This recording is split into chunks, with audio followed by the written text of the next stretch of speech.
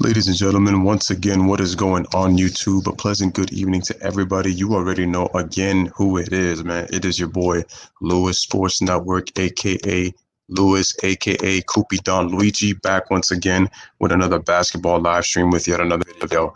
Make sure as soon as you guys come in, make sure to smash that like button. Make sure to hit that subscribe button. Make sure your notifications are turned on. Make sure you guys are sharing the stream, and make sure you guys share this on Reddit. Happy Saturday evening, everybody. Again, as I always say, I hope you guys are always staying safe. And, I definitely appreciate you taking the time to come with me on this live stream. Spread the word. Let's get the likes up. Let's get the views up. I can't wait for this, man. Let's get it, man. Let's go. We are in here. And shout out to Joel Hayward, who's already the first person in the building. He says, "What is up, Lewis? What is up, Joel? Hope everything is good with you." Again, ladies and gentlemen, before we get started, I told you, like I always say, man, smash that like button. Make sure you hit that subscribe button. We got 3 likes. We got 2 people watching. Let's continue to get the views and let's get the likes up with this, because I found this to be a very interesting story, and I thought it's something definitely that needs to be brought to the attention of not only to my subs, but to Cleveland fans, and obviously to all the YouTube people that are pretty much around on the world of YouTube. All right. So again, let's wait for we get a couple of more people in here. I thought this was a very interesting article that I started reading on Google once I hit my Google Chrome on my phone. And I definitely thought it was something I needed to share with you guys, because shout out to Michelle's daughter already. She says, "What is up?" Hi. Once again, my Bronx sis in the building, Michelle's daughter. Shout out to you. Again, smash the like and hit the subscribe. We got a very interesting story. Very interesting story. Because what I want to talk about is what Ron Harper said in the documentary on Sunday. That's number one. Number two, Craig Ehlo took shots right back. And then Mark Price also had to chime in and put his thoughts on what Ron Harper had said about the 89 playoffs in Game 5 in terms of guarding MJ. So hopefully more people can come through, because this is a very, very, like I said, interesting story that I thought I needed to share with you guys.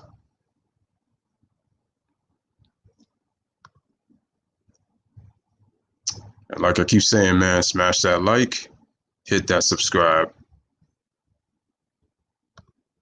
Make sure to hit that subscribe as you guys come in.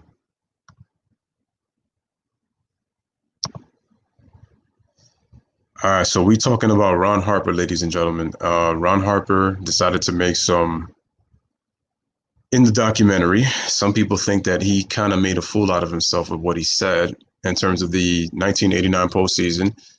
If people remember, the Cleveland Cavaliers they won 57 games in the 88-89 season, and they faced the Bulls in a 5-game series. The Bulls were the underdogs in the series because the Bulls had won 10 less games than Cleveland. They won 47 games.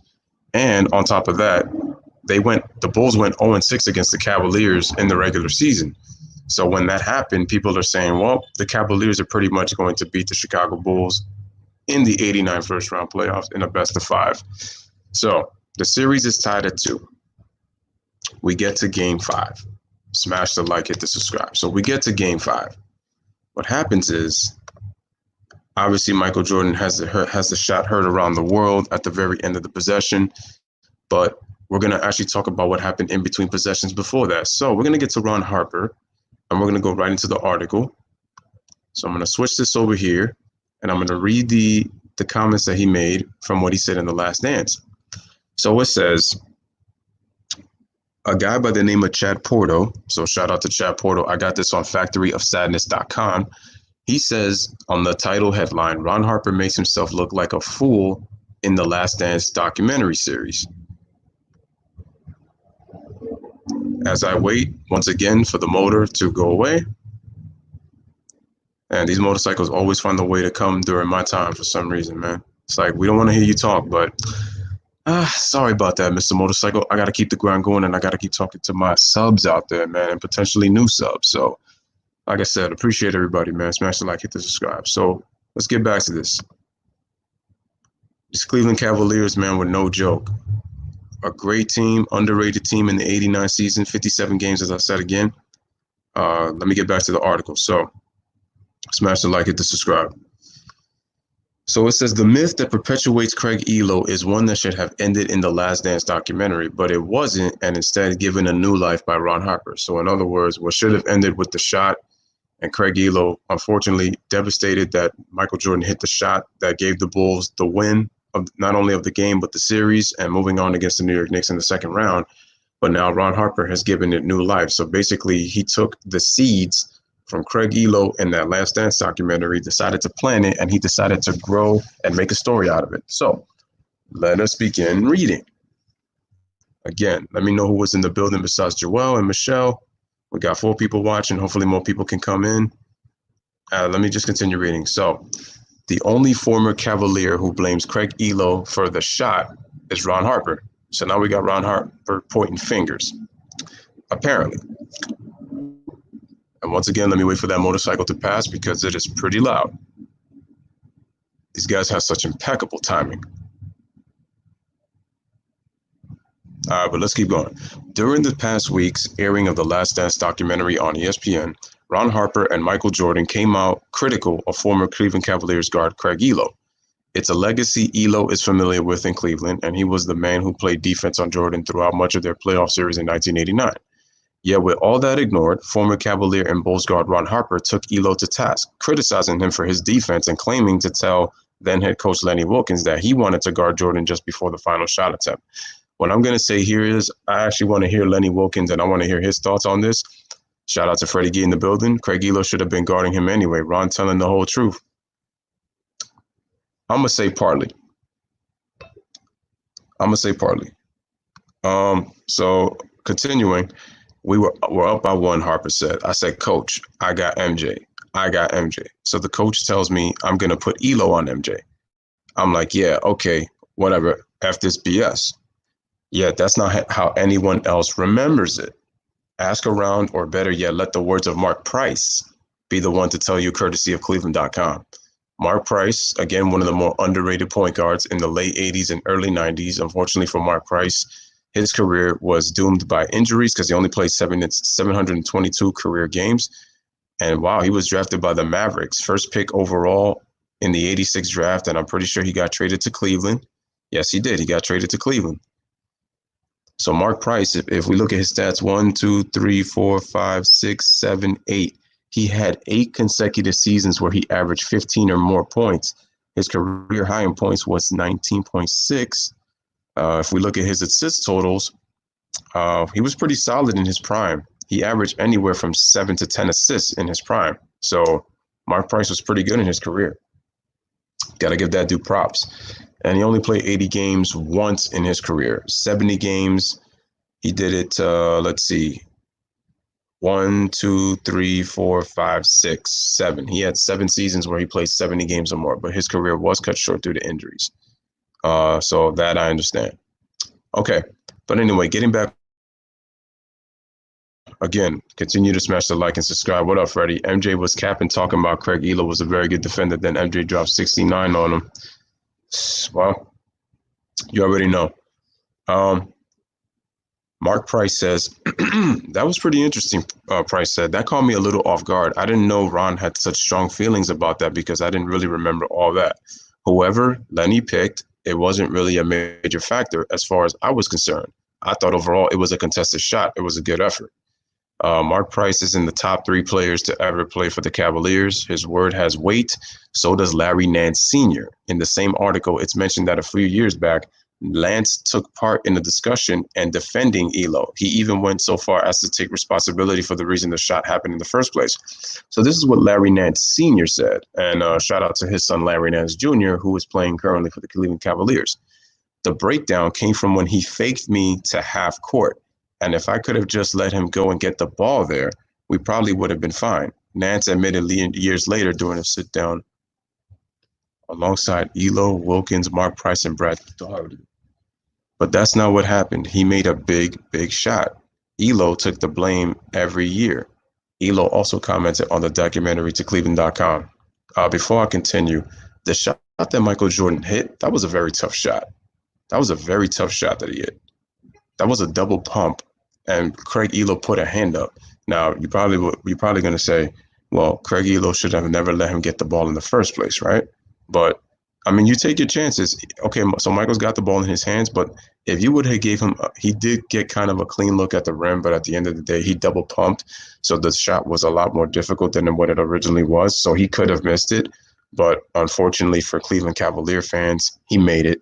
And Michael's had a history of torching the Cavaliers, no matter who's been on that roster in his playing days, no matter who. So going back over here, back over here. My apologies. There you go. So Craig Ehlo also commented by saying, when I came in, it was a no-brainer that I would guard Jordan, so Harp could rest on defense and play on offense. He also said Harp had never really talked about defense on guarding people. He wasn't a bad defender, I will give him that much. But I think those years with the Bulls where he got those championships, he was definitely third or fourth fiddle. So all of a sudden he becomes this lockdown defender apparently. I don't really remember him during our time wanting to play defense that much. He kind of shocked me with those comments saying he wanted to guard Michael. So maybe there was some miscommunication. I guess he went to Lenny Wilkens. Mark Price didn't know about it. Craig Ehlo didn't know about it. I mean, the bottom line is Michael Jordan hit the shot and ended y'all season at the end of the day. So it was pretty much poor defense, not only on Craig Ehlo, not only on Ron Harper, but it was the team, especially if Larry Nance is taking the blame and he's breaking down the play. So it says, when Nance, Price, and Ehlo all remember things differently than Ron Harper, it's time to admit Harper isn't that aware of his surroundings. And these are three former Cavaliers. All of them obviously were former Cavaliers, but I'm saying the way that Nance, Price, and Ehlo describe it is a little bit obviously much more different than Ron Harper did. The saddest thing about this is how petty it makes Ron Harper. This was just an opportunity for him to dig in on Ehlo and put himself over. Why? Everyone with half a brain cell will tell you that Ehlo did everything he could do to Jordan besides taking a crowbar to his knee. At a certain point, you have to let things go, and Harper doesn't seem to be a man capable of letting things go or understanding complex situations, like how inbounding in basketball works or what the onion is, yet Ehlo remains a tragic sports hero in Cleveland, forced to endure yearly tantrums from fans who don't understand the concept of sports. And it stinks because Craig Ehlo was a very good player for the Cleveland Cavaliers. Maybe not in terms of scoring, but he was more so of a 3-and-D guy. So it says the saddest thing is that the shot would have mattered without Ehlo leading the team in scoring, 24 points in that game. Something often ignored. Without him, the team lose by 25. So Craig Ehlo had 24 points in that pivotal game 5. Yeah, and I remember he hit a big three, I believe, to tie the game. And then, no, I think to put him ahead by 1. Then Michael Jordan put him ahead by 1 by 2 free throws, and then Craig Ehlo put them back up ahead by 1 with the driving layup. So it says that the iconic Brad Daugherty was a non-factor in that game, and besides Ehlo, no one on the bench scored a point. The game says nothing about Ehlo, who did everything right on both sides of the court. What it says is everything about Jordan, who was unguardable in the final shot. So let me know what you guys think of that breakdown. Yeah, Harper was a scorer. Shout out to Tomoko. Appreciate you. Make sure y'all smash the like, hit that subscribe. It was a good denial.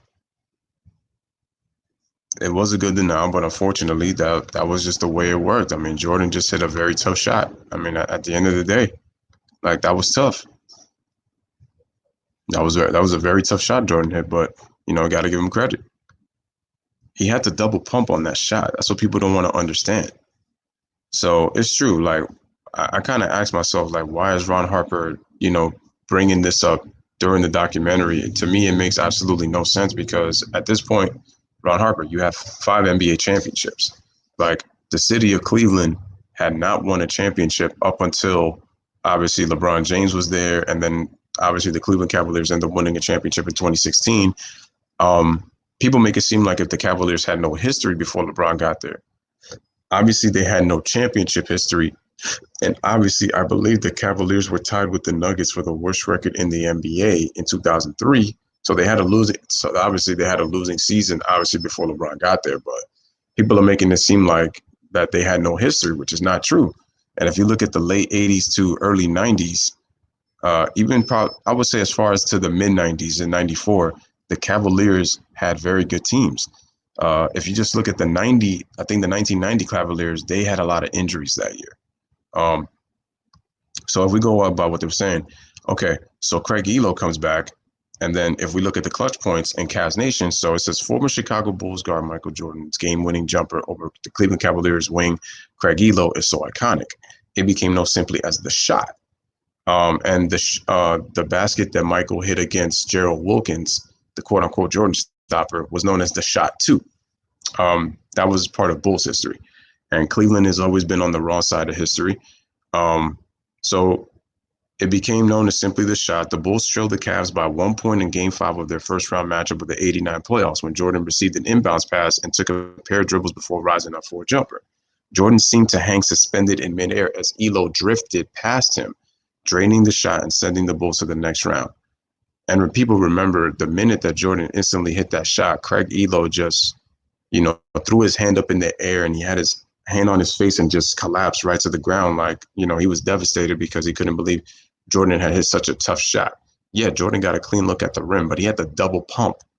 But what if Ron Harper had been guarding Jordan instead of Ehlo? Jordan said during episode 3 of ESPN's The Last Dance documentary that the Cavs should have put Harper on him in the final seconds. Harper agreed, saying that he actually told the coaching staff he wanted to guard Jordan, but the Cavs guard had no recollection of Harper's apparent desire to stick to MJ via Chris Feeder of Cleveland.com. So I went to a different article because Craig Ehlo says a little bit more on this one.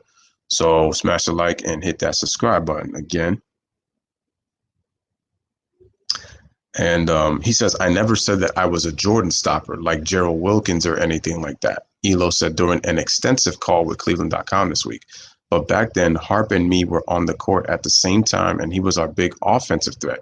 And if you look at Ron Harper's stats, ladies and gentlemen, in the mid-'80s with Cleveland, so when people say, oh, the Bulls got Ron Harper, let's make very clear. Ron Harper for his career averaged 13.8 points. His field goal percentage is 44.6. So he was always a volume scorer, and he was never really a good jump shooter. That's number one. He was really more so athletic. He won 5 NBA championships, but the only accomplishment that Ron Harper had, I'm not saying that Ron Harper was a scrub, but he made the 86-87 all-rookie first team. So, yeah, he was something. Don't get me wrong. And if you look at his best scoring, and the crazy part is his best scoring seasons happened while he was in Cleveland.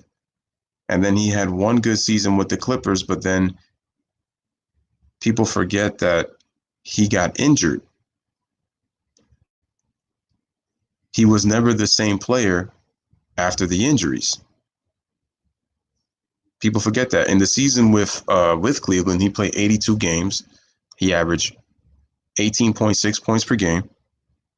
Wow, he actually shot 51% from the field, but I know a lot of it had to do with his driving because, again, he's never really been known as a jump shooter. But, Ron Harper was good. He was getting comparisons to Dr. J. He was getting comparisons to Dr. J. He was getting comparisons to, MJ in terms of athleticism. But like I said, it was no big deal. So getting back on to what he said he was a big offensive threat. So when I came in, it was a no-brainer that I would guard Jordan so Harper could rest on defense and play on offense. So he says that Ron Harper had never really talked about defense or guarding people. He wasn't a bad defender. I will give him that much. But I think those years with the Bulls where he got those championships, he was definitely the third or fourth fiddle. So then it says here, I read that kind of part already. So it says Harper was actually much more of a scorer early on in his career, and he averaged nearly 19 points per game for the Cavs during the 88-89 season, as I just mentioned. The land. Of course, Jordan himself said Harper played him better throughout the game, and perhaps Harper would have been able to corral Mike. But then again, this is all in hindsight, which I agree. Right? So that was all in hindsight.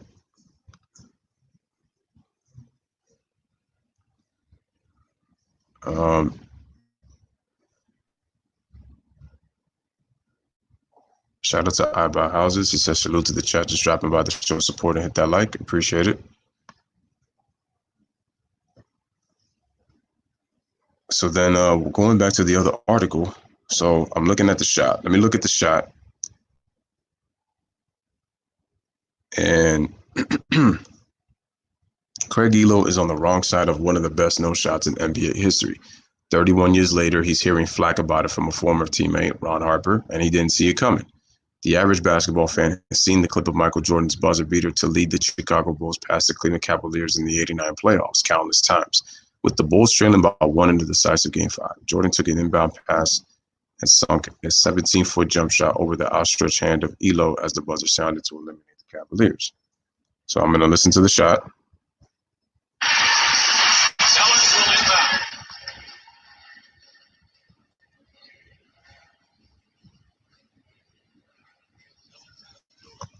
See, that was the mistake that Larry Nance made already.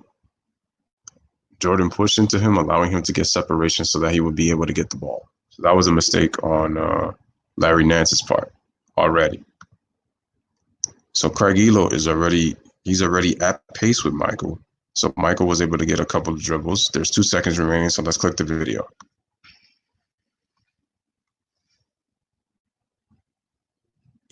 So Craig Ehlo does get a hand up, forcing Jordan to adjust the shot. Still gets a solid look at the rim. It's a make or miss league, and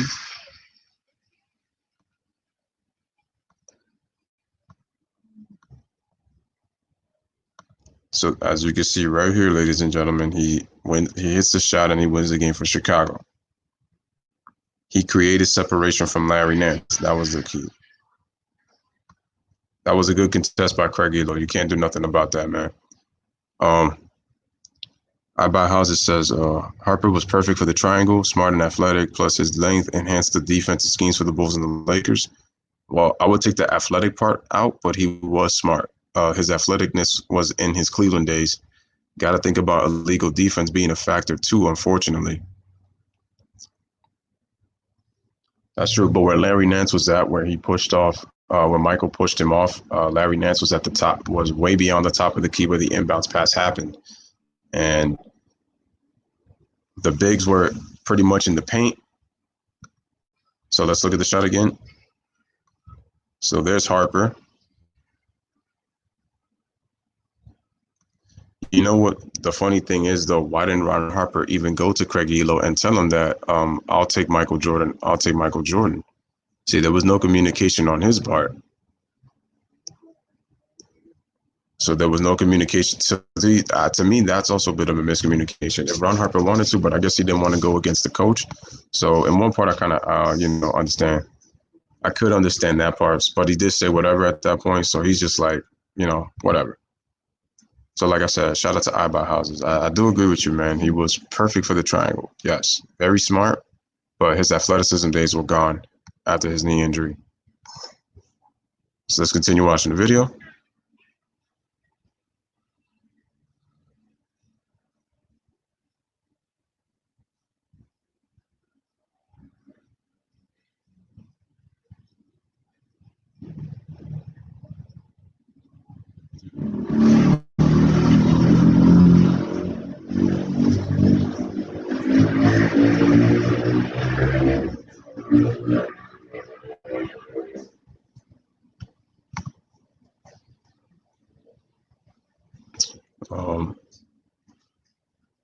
So yeah, just finished watching that, man. And from what I see, it was like I said, I thought that there was miscommunication on the Cavaliers' part.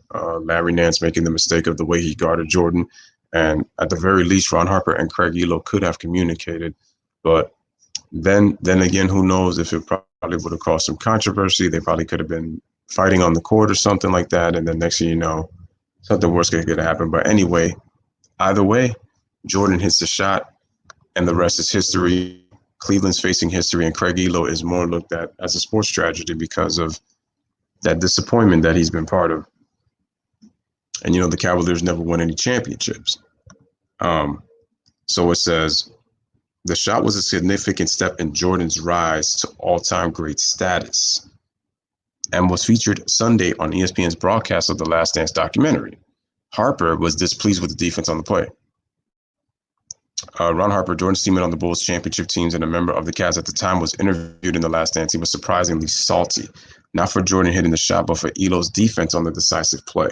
So he gets mad at Craig Ehlo. Larry Nance says he screwed up. So again, miscommunication on the Cavaliers by the players. The coach was the one who decided that Craig Ehlo was going to get him.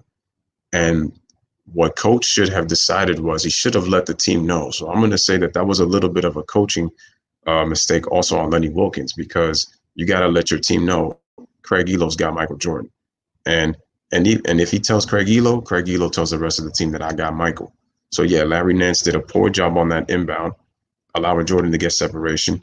What Craig Ehlo could have done was go help Larry Nance double team Jordan, but Michael got in between them, and a little shove was all he needed. He got the space and he was able to dribble.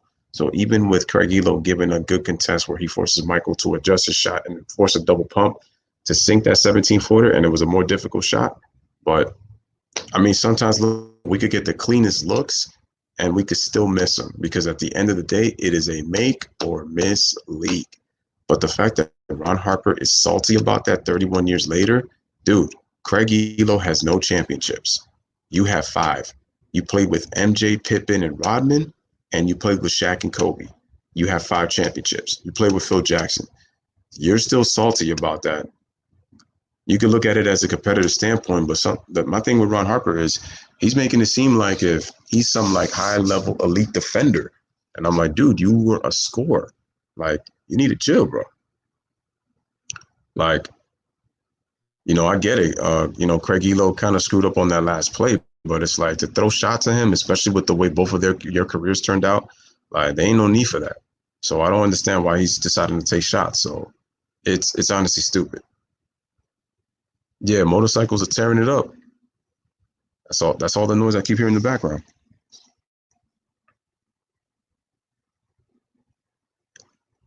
Yeah, I mean he was he was dunking the basketball. Yeah, yeah, I get what you're saying though. I understand what you're saying though. This quarantine life is no joke, y'all. No joke. All right, man. Smash the like, hit the subscribe. Can you guys do me a favor? I don't know if you guys have Reddit or not, but could you share this on Reddit? I definitely appreciate that. That way people could kind of just start like looking at the videos so they can see what they're watching. So yeah, so he wasn't pleased with Lenny Wilkens' call. So let me look at this video here.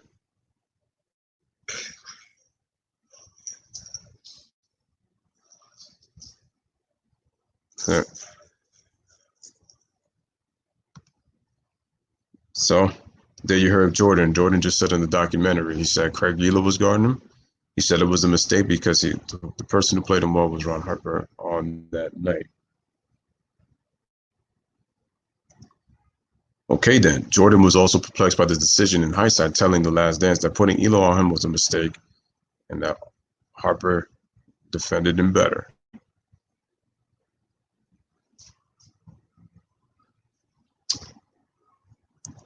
And it's true. If you look at Lenny Wilkens always gave the defensive assignment of Craig Ehlo to guard Michael Jordan.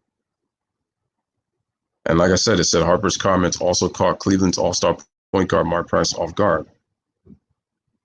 And he didn't even believe on that last play that Harper would have been able to stop Michael Jordan either. It was a good effort, man. So look at that. So there's a poll that's saying that would Ron Harper have stopped Michael Jordan? 5 people say yes. 95% of the people say no. So the question I have is, why is Ron Harper being salty though? I think Harper is still salty that Ehlo was more loved in Cleveland than he was. But let's be real. I understand that Ron Harper was a better player than Craig Ehlo, but Ron Harper got hurt, number one, and he was traded. So he really didn't spend that much time in Cleveland. I don't know if Ron Harper wanted to be in Cleveland, if he still wanted to be there. And about houses, you make a great point. It's possible that he probably didn't get the love in Cleveland that Craig Ehlo did, but it's like, dude, that's I'm sorry, man. That's you can't do nothing with that, man. You can't. All right, this is how good this Cleveland team was in the 88-89 season. So this is their roster. They had Brad Daugherty. They had Chris Dudley. Well, Chris Dudley was always known as a role player, folks. They had Craig Ehlo. They had Ron Harper, who averaged 18 that season. I don't remember Phil Hubbard. He must have been obviously part of the bench. Randolph Keys. But the key players here, man, Larry Nance, obviously Brad Daugherty, Tree Rollins, Mark Price, Hot Rod Williams. They had Mike Sanders. That was a very nice Cleveland team. They won 57 games. They were one of the better offensive teams in the leagues, folks. Let's look at the rankings. I should say, let's look at their team ratings. So we look at their team ratings and look at how young that Cleveland team was. They had the only players that really had a lot of experience were Phil Hubbard. He had 9 years in the league. Larry Nance, who had 7 years in the league. Tree Rollins was an 11-year veteran. But every other player had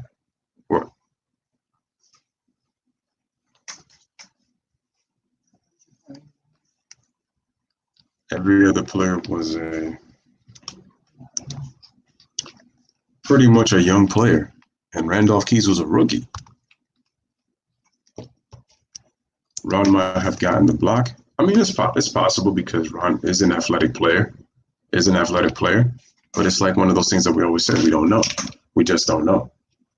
So that's the thing. And like I said before, there's no need for Ron Harper to be salty. The man won 5 championships. Craig Ehlo has to deal with the fact that he's part of on the wrong side of Cleveland Cavalier history, and he retired by getting a single ring.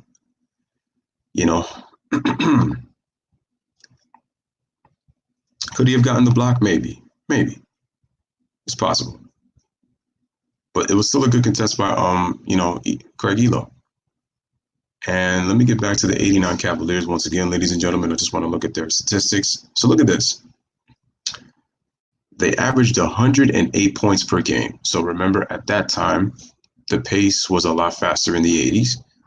This is the team that the Bulls are facing in 89. 57 games. They scored 108 points per game, which was good for 12th in the league. Look at that. The 12th best team scoring at 108.8.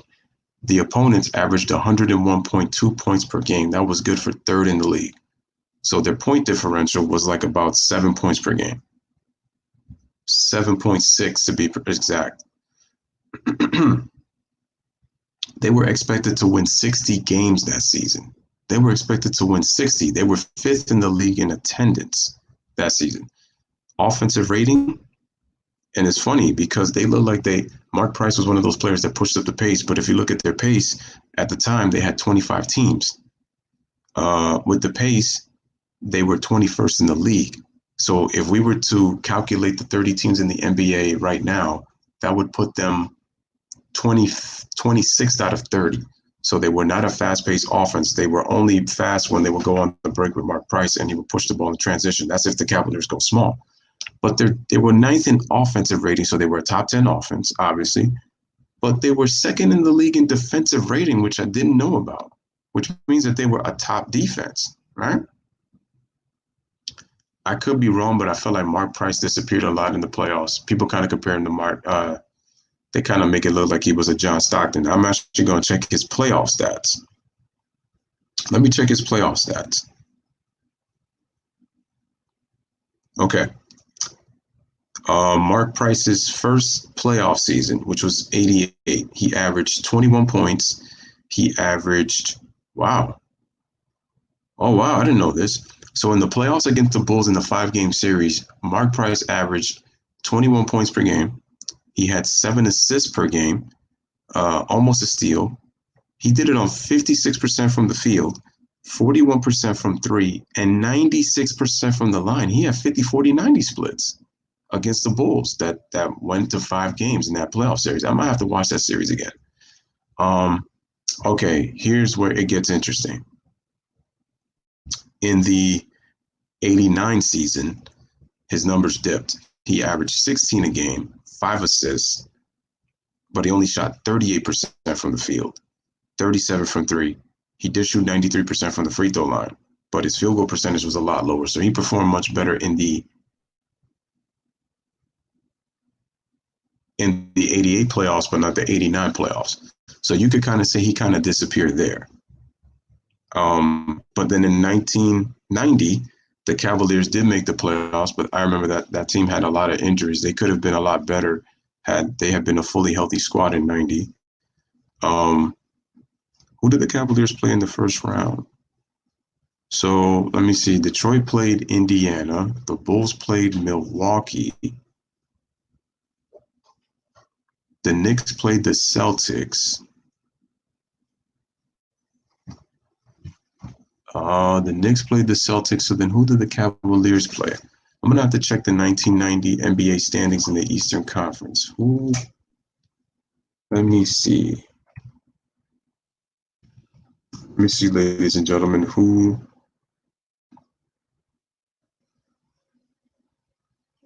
Let me just check. Check this real second. Again, smash the like, hit that subscribe. Let me just put 1990 because 1989 showed up. Here we go. 1990. No, this is 19. Let me put in 1989, 1990. There we go. That ought to do it. There we go. If we go to the Eastern Conference. Oh, they played Philadelphia. And the Atlanta Hawks, they missed the playoffs by one game that year with 41 wins. Wow, that was a very, damn, they had 4 teams in the East with 50 wins. The Knicks had 45, the Bucks had 44, Cavaliers had 42, and the Pacers had 42 as well. So you have 4 teams in the East. In the Western Conference, you had 1, 2, 3, 4, 5. Looks like more parity in the league. The Mavericks had 47 wins. Again, smash the like button, hit that subscribe button. Shout out to Winetta.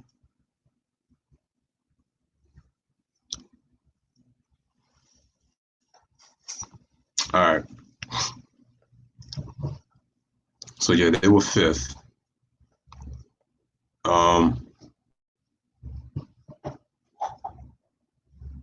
So they were. The funny thing is, they were actually very good defensively. It's just they had a lot of injuries in the 89-90.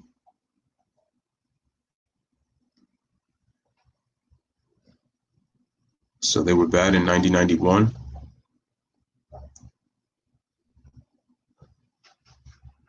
I thought the 91-92 Cavaliers focused more on offense than defense. That's what they look like. Shout out to Winetta Thomas, but yeah, Ron Harper coming off all petty and stuff, like there's no need. It really is no need. So yeah, Ron Harper could have possibly had gotten the block. For sure. He could have. But he didn't. And I think it also hurts that he kind of wishes that he was a part of Cleveland Cavaliers history.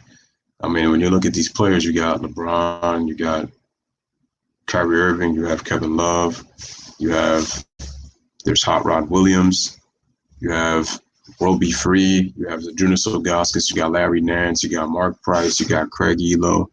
Is that Ronald Flip Murray? And there's Matthew Dellavedova. I mean, those Cavs teams were awesome. So they did have history.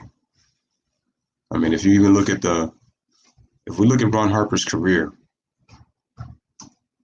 since he's capping this hard, first season, 22 points, 45% from the field. He played all 82 games that season. Second season, dipped to 15 points, but he only played 57 games that season because he had injury. He had an injury. 15 a game. The very next season in 89, he averaged 18.6 points per game.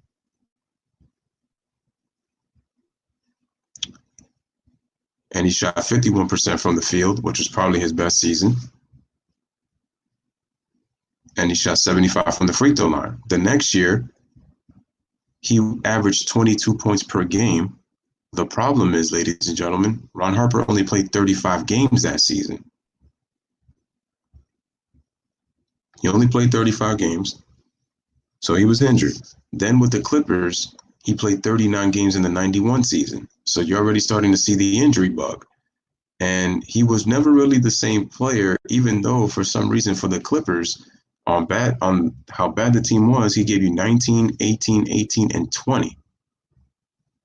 So he was giving you high scoring solid scoring seasons. But if athleticism had waned, and by the time he came to the Bulls in 95, look, in the 94 season, he played 75 games, right? He averaged 20 points per game. He came to the Chicago Bulls and he played 77 games that year. He came off the bench in 24 of them, and he went from 20 all the way down to 6.9. He went from 20 to 6.9. It just lets you know that he was never the same player when he came back, man. That team had a lot of injuries, and Ron Harper was never really the same player after that. Excuse me. Smash the like button, hit that subscribe. If LeBron James shaved his beard, would you miss his bearded look? Well, obviously he would look younger if obviously he had his if he didn't have his beard. It's obvious. I just want to know what he's doing with these hair patches though. That joint gotta go. The hair patches that LeBron got has gotta go. So when I look at Mark Price was a consistent 15 points per game. And like I said, he was solid for his career. And the only real playoffs that he really did well was the 88 playoffs and the 92 playoffs. Those he only had really two really good playoff seasons. Two really good playoff seasons. The other ones, his best one clearly was the 88 playoffs. I mean, 56% from the field, 41 from three, 96 at the free throw line. He was getting to the line almost 5 times a game in 88. He got to the line. So it just lets you know, man. Mark Price, again, during the regular season, if you look at his regular season, numbers, no, that's per 100 possessions. That's per 36. Mark Price for his career scored 10,989 points. He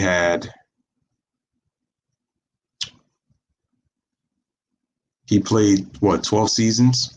One with the Bullets, one with the Magic, one with Golden State, and then obviously his first 9 seasons were with the Cavaliers. But look at the games he played. 67, 80, 75, 73. He only played 16 games in the 91 season, folks. 16. And Mark Price actually shot the ball very well during his time in Cleveland. And you look at his seasons in Cleveland, with the exception of his rookie year and then his last year, because his last year in Cleveland, he shot 41%. His rookie year, he only shot 40%. But look at this. 88, he shoots 50% from the field. He shoots 48% from the three-point line.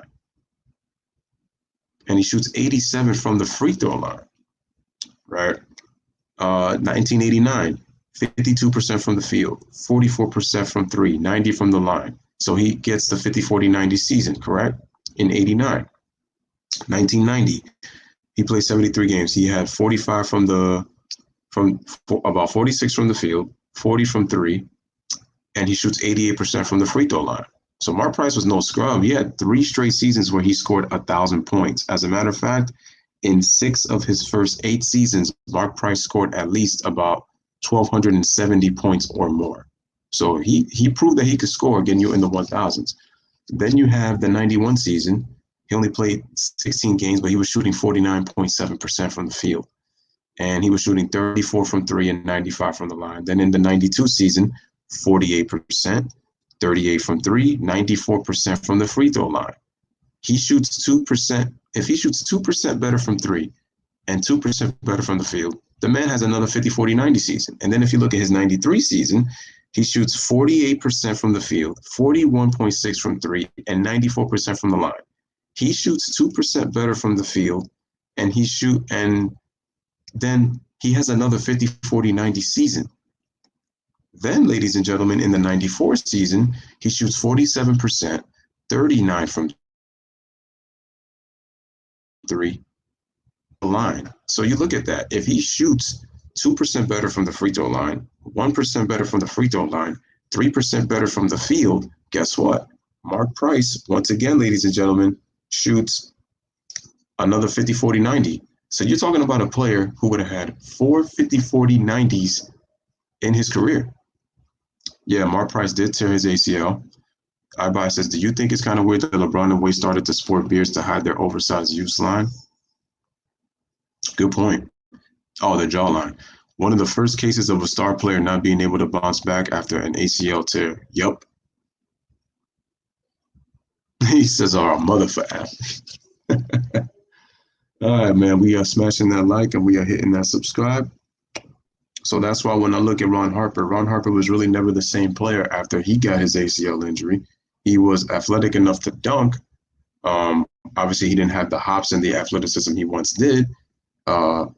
Was still a solid contributor defensively, but Ron Harper was a good defender, but I wouldn't, and which Craig Ehlo give him credit for, that he was a good defender, but he wasn't this crazy defender that people make him out. And that's why when people say with the Bulls, I said that what I will say about the Bulls is that what made them super in the second three-peat was Rodman, Pippen, and Jordan. Ron Harper helps in the fact that he's a big guard. But you could even see that Ron Harper, if he could give you something offensively, it was a plus. He was really known for the defense. Phil Jackson was a fan of big guards. And, that's why he liked Ron Harper at the point guard spot, running the point with the offense. And then Scotty could run it when Michael goes off the bench. So you had two guys who can initiate and run the triangle offense. But Ron Harper needs to let it go, man. He needs to let it go. I mean, the fact that he decided to take a shot at Craig Ehlo because it could possibly be that he was never loved in Cleveland, is honestly ridiculous. It's stupid. It's honestly really, really stupid. Like, for what, dude? Like I said, at the end of the day, you got 5 world championships. You got 5. Shout out to Champ Ross. He says, Mark Price was the truth. Shout out to Toby, man. He says, keep up the great work, brother. Smashing that like. I appreciate it, man. Appreciate it. But Champ Ross says it right here. He says, Mark Price was the truth. He was playing in an era with a lot of great point guards. And that's facts, too. So not only was Mark Price facing injuries, but he was in an era of great point guards. But a lot of people be sleeping on that.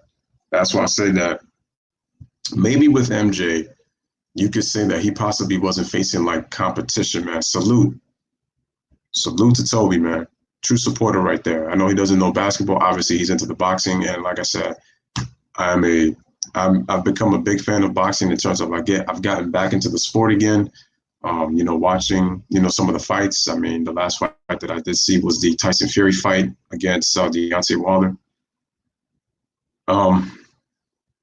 But like I said, shout out to Champ Ross and shout out to I Buy Houses and shout out to Toby, true supporters, Freddie Gee, Winetta Thomas, Michelle's daughter, Joelle Hayward, for those that are able to stick around with me. So appreciate that. And but once again, like I'm saying, there's no need for Ron Harper to dwell on the past, man. It's like you have a great career. Maybe not in terms of offensive stats, maybe not in terms of longevity, but my brother, at the end of the day, my man, you was able to win. That's something that Craig Ehlo has to live with for the rest of his life. And in some part, Mark Price. I mean, if you look at Mark Price, this guy right here, this is how good Mark Price was. This guy was a 4-time All-Star. This guy was a 4-time All-NBA player. If he doesn't get injured, who knows if Mark Price probably makes maybe 2 or 3 more All-Star teams. You're looking at a 6 to 7-time All-Star. Okay? And if you look at Mark's career numbers in 722 games, 15 points a game, 6.7 assists, 2.6 rebounds, his career splits of 47.2, 40.2, and 90.4. This guy almost averaged a 50, 40, 90 for his career. And that's with him dealing with injuries. That's crazy. Shout out to Speaking My Sports Talk with D. You already know it. Shout out to my man D, the Godfather Jefferson, putting in work. Yo, I'm sorry about the donut shop closing down, D. I did hear about that when you in one of your lives, but shout out to D, man. Make sure y'all smash that like button, hit that subscribe. for the Lewis Sports Network. Make sure you guys share this on Reddit. Make sure you guys share this on Reddit. Like I said, man, D, like I said, that's a true supporter, true brother, my partner in crime when it comes to basketball, when we do the basketball lives. A beautiful boxing mind. Champ Ross says that Mark Price is a borderline Hall of Famer, in my opinion. He definitely was treading Hall of Fame. I think if it wasn't for his injuries, I think he'd be in the Hall of Fame. I mean, that dude was Hall of Fame caliber. I mean, look, he had 8 seasons where he scored double digits. He had 8 out of his 12 seasons, he had double-digit scoring seasons. And like I said, he had some really good seasons. They just don't get talked about because of his injuries and in the era that he played in. So he wasn't going to get that kind of love, unfortunately. But it just lets you know, man. I don't know about that, man. That joint, nah, they didn't close. Oh, you quit? Oh, okay. Oh, the only reason I'm saying that is because you kind of put Donut Shop got shut down, but I didn't know you quit though. Oh, okay, got you. Like everything good? Like, what happened though? Hope everything was okay. Something is up with your Cash App. I'm trying to donate, but your Cash App won't come up. That's kind of weird. I'll put the name inside. So I'll just put it there for some. I don't know why it's not working. D, what's your chat?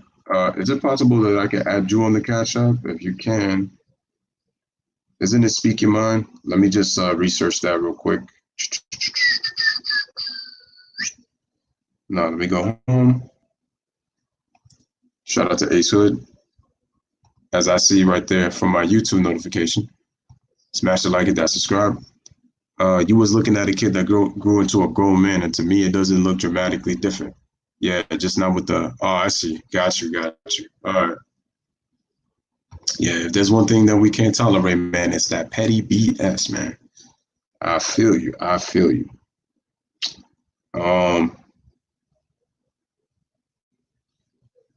D, what's the name of your That way, let me see if I could possibly add. I thought D would be on here though.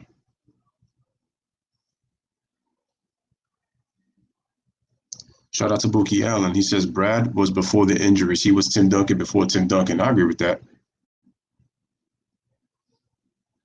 Shout out to Bookie Allen. That's true. That's true.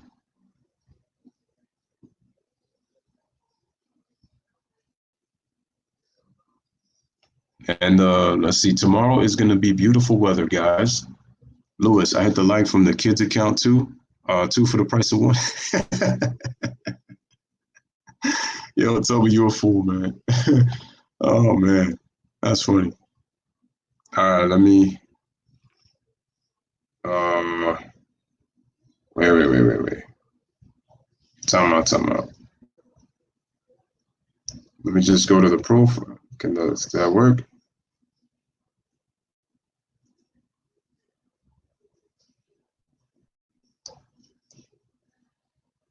Let me check that. Yeah, Freddie. He said that he quit the donut shop. Yeah, that's what he did. Let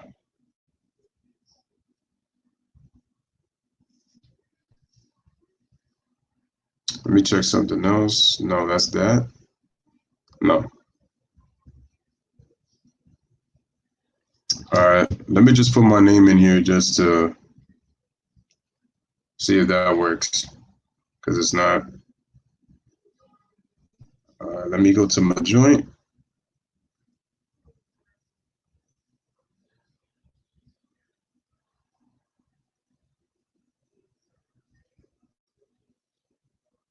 All right, so I'm just going to do that. I'm going to copy it. Let me just go back. And I'm going to go to the. Give me 1 second.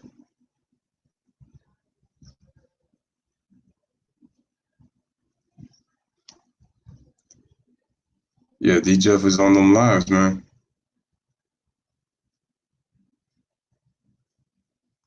And no, I'm just give me a second. I'm gonna. There we go.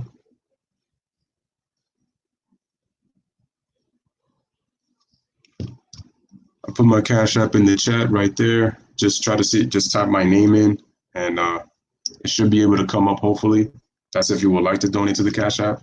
If you would like to. You don't have to, obviously. It's optional.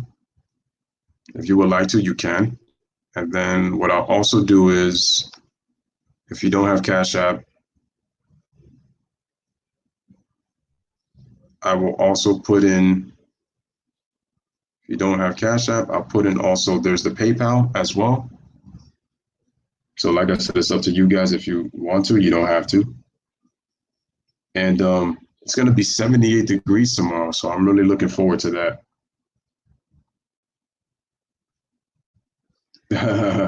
And D says, nah, fam, I just did a live today. I'm going to do a morning show from here on out to replace the donut shop. Okay. Like I said, shout out to D, man, partner in crime. So let me just get back to what I was saying. So, Freddie, jawlines don't grow that much. Maybe cheekbones because you gain weight. True. Agree with that. And all right, so if you look at the 91-92 Cleveland Cavaliers, they won 57 games again, folks. It's just the other two seasons they had a lot of players injured.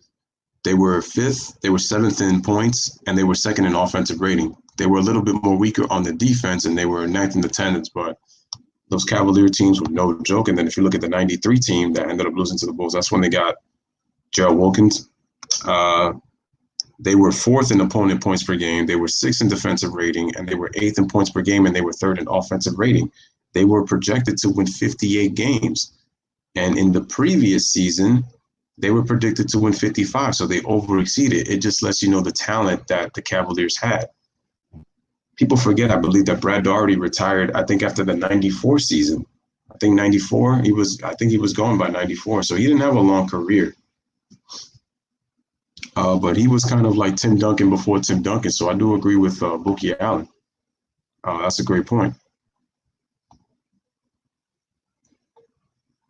Let me see. So we are about in an hour.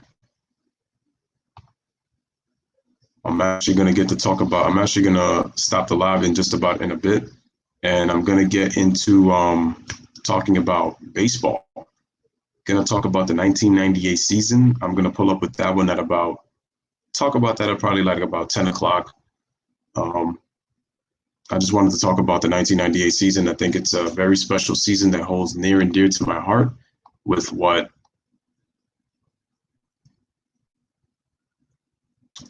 it entailed and how special it was that year. And then just getting back to Craig Ehlo, started his career with the Houston Rockets, 83 draft. He was on the 86 team that actually went to the NBA Finals with Ross Sampson and Hakeem Olajuwon that faced the 86 Celtics, which is on record as people saying that they're the most, arguably the greatest team in NBA history, right? That's how people feel about them.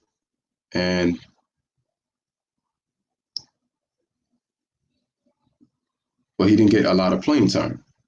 So, but like I said, he was never really known supposed to be as a scorer. But if you look at Craig Ehlo's career, he played 82 games, 3 straight seasons. Then he played 82 straight games, 2 more seasons. So he had 5 seasons where he played actually in the 90 season, he played 81 games, but technically it's just about 82. So he had 82 games. And it was in the 90s where he actually had his best offensive production from the field. It was in the 90s. If you look at Craig Ehlo, he averaged 13 points in the 1990 season, 13.6, 46 from the field, 41 from the three-point line. He was not a really good free throw shooter, only 68%. The very next year, he averaged 10 points, but he only shot 44%. He was only 32 from the three-point line and 67 for the free throw line. But then the very next season, he shoots 45%. He averages 12 points per game. He shoots 41 from the three-point line, and then he shoots only 70 at the free throw line. And then in the 93 season, as you can see here, 49% from the field, 38 from three. He only 71% from the line, but he was a solid player, 11 points per game. But he ended up had 5 straight seasons where he scored in double figures. Now he never made an All-Star team, but Craig Ehlo is no scrub, so it just lets you know that he pretty much did his best. Um, Speaking Mind says, Lewis, I'm not sure, fam. Try to add me or call my phone. Do you have a number? What's your new number, D? Let me know what's your new number so then that way I can pretty much add you, bro. And he says he doesn't have PayPal. That's fine. My number's still the same, bro. It's, matter of fact, do you still have the same number, D? Let me know if you have the same number. That way I could just pretty much, let me see if let me see this. I'm gonna type in your name.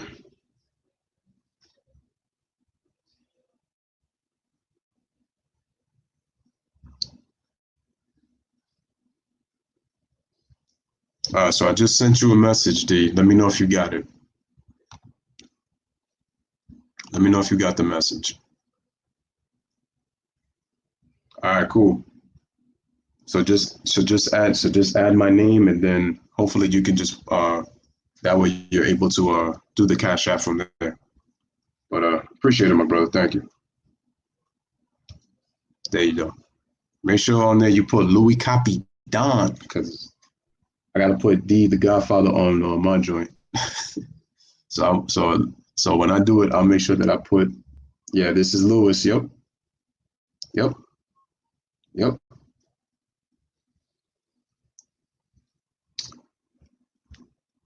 So just put Louis Copy Don, and I gotta change yours to D the Godfather Jefferson. I'll definitely put that on there. All right. So wow. So I think this was a solid stream. I'm actually gonna close this stream down, ladies and gentlemen. And again, man, I appreciate everybody coming through. It was a small audience, obviously. Um, Wait, before I get that, he says, Freddie, he says, 17 years for D Wade and Braun, and they never failed the PE test. So I don't know, bro. Actually, I hate to break it to you. I hate to break it to you, Freddie. I hate to break it to you, my man. But there's too many conspiracies regarding Mr. LeBron James when it comes to that PED stuff. I gotta admit that he's very good at hiding that, but I'm pretty sure it's not just the fact that he doesn't work out, because I'm pretty sure he does. But at the same time, there's quite a few things that happened in between from his last season in Miami all the way back to Cleveland. There's been a lot of weird stories, a lot of weird stories. But I know at the end of the day, if he ain't get caught, then it's nothing. But I feel like there's people who have dirt on him, and to me, they're just waiting to bring it out. And this is going to be to me to the extent to where if he doesn't win, and I'm sorry, but this is the way life works when it comes to players like that.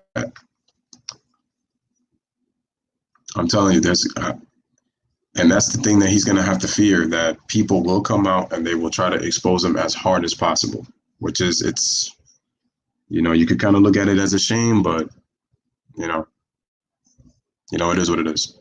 But ladies and gentlemen, I'm going to end the stream. I appreciate everybody coming through for this story. And like I said, the Cleveland Cavaliers, they did have history. They just didn't have any winning championship history, but they did have some good seasons. They had some great players. It's just some of them retired early. Some of them had injuries, and they were really never the same. But you can't disrespect players like Larry Nance. You can't go off of conspiracies, though. That depends who we're talking about. That depends on who we're talking about. The problem is when it comes to conspiracies, people don't want to face reality. Let me just put it that way. And I'm going to leave it at that. But we can't say that these guys are scrubs. I mean, Zadrunas, great player for Cleveland. Larry Nance, World Be Free, Mark Price, Hot Rod Williams, Brad Daugherty, Kevin Love, Kyrie, obviously LeBron, Craig Ehlo. I mean, some pretty good players. They just didn't really have a winning history, and unfortunately, they got. No. You can say that all you want. I'm telling you. People refuse to believe it. It's just people don't want to know everything. But I'm telling you. So, like I said, man, where there's smoke, there's fire. Exactly. Thank you, I buy houses. 1 second, guys.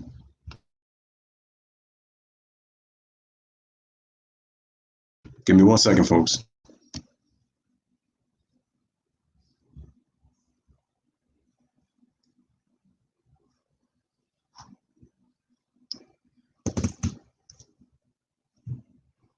Oh yeah, yo, Bookie Allen. That's a great point. People forget about Terrell Brandon. He made a couple of All-Star teams with Cleveland. I think it was 1 or 2.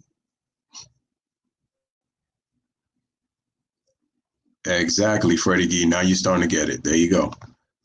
There you go. But yeah, Bookie Allen. That's facts. People forget about Terrell Brandon, man. But that dude was nice in his time in Cleveland. Before the injuries too.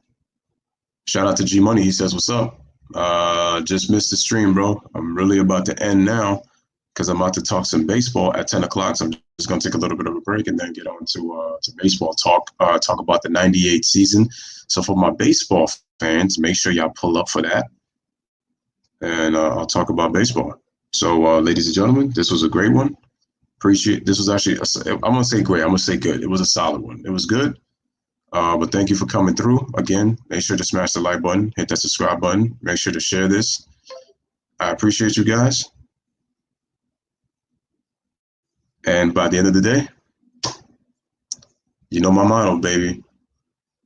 Appreciate you guys. Pound it with your chest 3 times. Live, laugh, love. Thank y'all for watching. Thank y'all for being part of the stream. I love y'all. I appreciate y'all. And for those who will come back, I will see you guys at 10 for baseball. If not, it's all good. I will see you guys tomorrow for the Last Dance documentary featuring the Dream Team and featuring Kobe. Make sure y'all pull up for that. All right, take care, guys. Have a wonderful night.